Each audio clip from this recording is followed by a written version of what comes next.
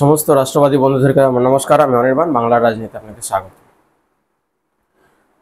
বন্ধুরা, একদম শিয়ানে শিয়ানে লড়াই যাকে বলে সেরকম মমতা ব্যানার্জি এমন খপ্পরে পড়েছেন, এবার বুঝতে পারছেন যে তার থেকেও শিয়ানা কেউ আছে, তার থেকেও রাজনীতি বোঝে এরম কেউ আছে। বাস কোনো বিরোধী রাজনৈতিক দল নয়, কেউ নয়, বাস কয়েকজন মুষ্টিমেয় ছাত্রের খপ্পরে পড়ে গেছে। কেন বলছি? কারণ এদের মধ্যে বারবার অন্য কাউকে ইনফিল্টারেট করে দিয়ে এই জুনিয়র ডাক্তারদের বিদ্রোহটাকে বা আন্দোলনটাকে ডাইলিউট করতে চাইছিলেন মমতা ব্যানার্জি। বারবার একে তাকে ঢুকিয়ে দিয়ে বামপন্থীদের ঢুকিয়ে দিয়ে, কখনো অন্য দলকে ঢুকিয়ে দিয়ে ডাইলিউট করতে চাইছিলেন, কখন এটাকে রাজনৈতিক রং দিতে চাইছিলেন মমতা ব্যানার্জি। যেমন আজকে সকালেও দেখলাম স্বাস্থ্য ভবনের সামনে গতকালকে থেকে জুনিয়র ডাক্তাররা ওখানে বসে ধর্ণা করছেন। সেই জায়গায় পৌঁছে গেছেন বিজেপির এক নেত্রী, ঠিক নামটা আমার এই মুহূর্তে মনে পড়ছে না, বিজেপির এক নেত্রী পৌঁছে গেছিলেন। ছাত্ররা তাকে গো ব্যাক স্লোগান দিয়ে ওখান থেকে তাড়িয়ে ছাড়লেন। কারণ তারা চাইছেন না কোনো রাজনৈতিক রং, তারা চাইছেন না কোনো রাজনৈতিক সাহারা, তারা কোনো কিছু চাইছেন না। তারা একাই যথেষ্ট এই মমতা ব্যানার্জির বিরুদ্ধে লড়ার জন্য, আর কাউকে দরকার নেই। এমনকি আজকে 3:30টার সময় মমতা ব্যানার্জিকে মেল করেছিলেন ছাত্ররা যে আপনার সঙ্গে মিটিংয়ে বসবো, কিন্তু সেই মিটিংয়ের সরাসরি সম্প্রচার হবে। অর্থাৎ মমতা ব্যানার্জি মিটিং করে বাইরে এসে দুটো বয়ান দিয়ে দেবেন, সেই বয়ান দিয়ে মুক্তি পেয়ে যাবেন, সেই রাস্তাও ছাত্ররা রাখেনি। আর সিবিআই বুঝতে পেরে গেছে বাংলার মানুষের যে চিন্তাভাবনা, সেই চিন্তাভাবনায় বিশেষ পরিবর্তন আসেনি। আরজিকর যে একটা দুষ্কর্ম, আরজিকর কাণ্ডে যে একটা দুষ্কর্ম হয়েছে, সেই দুষ্কর্মে বিরাট একটা কিন্তু পরিবর্তন আসেনি। মানুষ যেমন একাট্টাভাবে এই আন্দোলন গড়ে তুলছে এবং এই আন্দোলন বিচার চাইছে, ঠিক আজকেও সেটা চাইছে। 1 মাস আগেও যেটা চাইছিল, আজকেও সেটা চাইছে।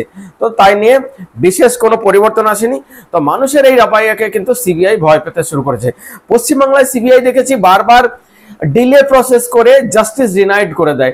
অর্থাৎ বিচার ব্যবস্থাকে এত ধিমি করে দেবে যে সাধারণ মানুষ বিচারই পাবে না, বাংলার মানুষ বিচার পাবে না।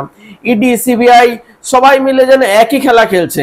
আপনার ওই সুপ্রিম কোর্ট বলুন, রাজ্য বলুন, সবাই মিলে যেন মিলেমিশে একই খেলা খেলছে। বাংলার মানুষকে বিচার দেওয়া যাবে না।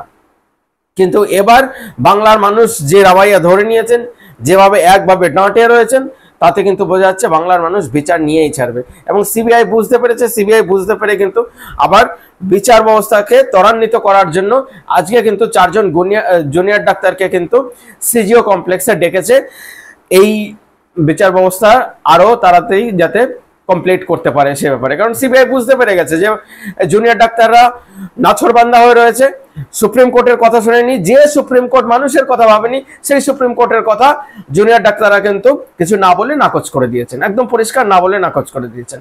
আর একটা কথা তৃণমূলের দাদা ভাইদের সবাইদের বলছি, আমার বন্ধুরা যারা আছেন তাদের সবাইদের বলছি, যাদের মাথায় মমতার হাত, তারাই খাচ্ছে জেলের ভাত। এই কথাটা যেন বারবার করে প্রত্যেকবার মমতা ব্যানার্জি ক্ষমতায় আসার থেকে আজ পর্যন্ত প্রত্যেক দিন সফল হয়ে চলেছে। কি ওই জঙ্গলমহলে কোন মাহাতোদের মাথায় হাত রেখেছিলেন মনে আছে? তারপরে তারাও জেলের ভাত খেয়েছে। আজকে সন্দীপ ঘোষ একজন তো ডাক্তার, যাই হোক একজন তো ডাক্তার, কিন্তু মমতা ব্যানার্জির কথা শুনতে গিয়ে আজকে কিন্তু সন্দীপ ঘোষ জেলের ভাত খাচ্ছেন। সন্দীপ ঘোষকে নিয়ে এত টানা হেঁচড়া হচ্ছে। সন্দীপ ঘোষ কিন্তু বুঝতে পেরে গেছেন যে এর থেকে সাধারণভাবে বাঁচলেই বোধহয় বেশি ভালো হতো।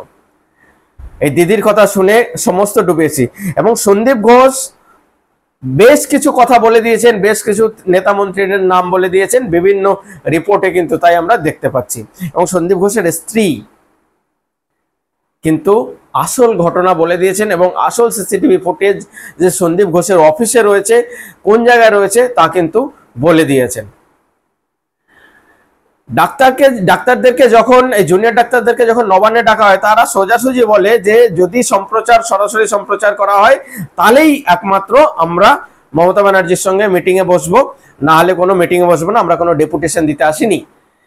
তাহলে মমতা ব্যানার্জি সেই সরাসরি সম্প্রচারকে ভয় পাচ্ছেন, না হলে এতক্ষণ বসে যেতেন, বসে এসে বাইরে এসে দুটো উল্টো বয়ান দিয়ে দিতেন, এই আন্দোলনকে, এই ধর্নাকে পুরো ডাইলিউট করে দিতেন, ডাক্তাররা তা বুঝতে পেরেছিলেন, এই শিক্ষিত সমাজ তা বুঝতে পেরেছিল। তো এই আন্দোলনে সবসময় শিক্ষিত মানুষের দরকার আছে, বারবার বলে আসছি। শিক্ষিত মানুষের সঙ্গে বাংলার সাধারণ মানুষ পিছনে থাকবে, শিক্ষিত মানুষ আগে থাকবে। তবে শিক্ষিত মানুষ এই নয়, কিন্তু শিক্ষিত মানুষ এই নয়, কিন্তু বামপন্থী শিক্ষিত নয়। যাদবপুর ইউনিভার্সিটির ওই লাল ঝান্ডা দাড়িওয়ালি শিক্ষিত নয়। ওরা শাড়ি পরতে বেশি ভালোবাসে, ওরা চুরি পরতে বেশি ভালোবাসে। ওরা বিদ্রোহটাকে, আন্দোলনকে নাটকে পরিণত করতে চায়। ওরা ডাইলিউট করার জন্য একটা মজা বানিয়ে ফেলতে চায় সেটাকে। ডাক্তাররা দেখেছেন কত কত সঠিকভাবে, কত নিয়োজিত তরিকাতে আন্দোলনটা বাঁচিয়ে রেখেছেন। ঠিক এইভাবে শিক্ষিত মানুষ মানে এরা, শিক্ষিত মানুষ মানে ওই ভামপন্থীরাদের বলিনি, কিন্তু এরা সমাজের কলঙ্ক, এরা দেশের কলঙ্ক। এরা কখনোই রাষ্ট্রবাদী হতে পারে না। বামপন্থীরা কখনোই কোনো দেশের রাষ্ট্রবাদী হতে পারে না। এদের লক্ষ্য দেশকে অস্থির করা। তো বামপন্থীদের শিক্ষিতকেও ধরে বসবেন না। 24 ঘন্টা ধর্নার পর নবান্ন থেকে ফের চিঠি জুনিয়র ডাক্তারদের। আলোচনায় ডাকা হলো 12-15 জনকে। আমার যদ্দূর মনে হয় এই আলোচনায় 12-15 জন ডাকলে মনে হয় যাবেন না, আর সরাসরি সম্প্রচার হলে তো বিলকুলই যাবেন না, সম্প্রচার যদি না হয়, এটা বুঝতে পারছি। আর এদিকে সিবিআই কিন্তু অনেকটাই এগিয়ে গেছে। এগুলো বিচারাধীন বিষয়, সবকিছু বলা যায় না, সবকিছু ওই ইশারায় বলতে হয়। তবে হ্যাঁ, সন্দীপ ঘোষের স্ত্রী অনেক কিছু বলে দিয়েছেন। আর মমতা ব্যানার্জি এই আরজিকর জুনিয়র ডাক্তারদের আন্দোলনকে যাতে ডাইলিউট করতে পারেন, যাতে তরলীকরণ করে দিতে পারেন, পাতলা করে দিতে পারেন, তার জন্য কিন্তু ওই কোন্নগরের যে ছেলেটি মারা গেছে বলছে বিনা চিকিৎসায় মারা গেছে। আরে ভাই, বিনা চিকিৎসায় জুনিয়র ডাক্তার তো মাত্র 7,000। তাহলে সিনিয়র ডাক্তাররা তো কাজ করছেন, অন্যান্য হসপিটাল তো কাজ করছে। মাত্র 26টা মেডিকেল কলেজ রয়েছে, 26টা মেডিকেল কলেজে 7,000 জুনিয়র ডাক্তার রয়েছেন। তারপরে বিনা চিকিৎসা যদি কাউকে মারা যেতে হয়, তাহলে পশ্চিমবাংলার স্বাস্থ্য ব্যবস্থায় বিরাট খোট আছে, বিরাট ঘোটালা আছে। এই 7,000 জুনিয়র ডাক্তারদের উপর যদি পশ্চিমবাংলার স্বাস্থ্য ব্যবস্থা টিকে থাকে, তাহলে সে স্বাস্থ্য ব্যবস্থা কিছু নেই বলা যাবে। শুধু জুনিয়র ডাক্তাররা বলেছে না, শুধু বড় বড় বিল্ডিং, বড় বড় নাম হলেই স্বাস্থ্য ব্যবস্থা শুধরে যায় না।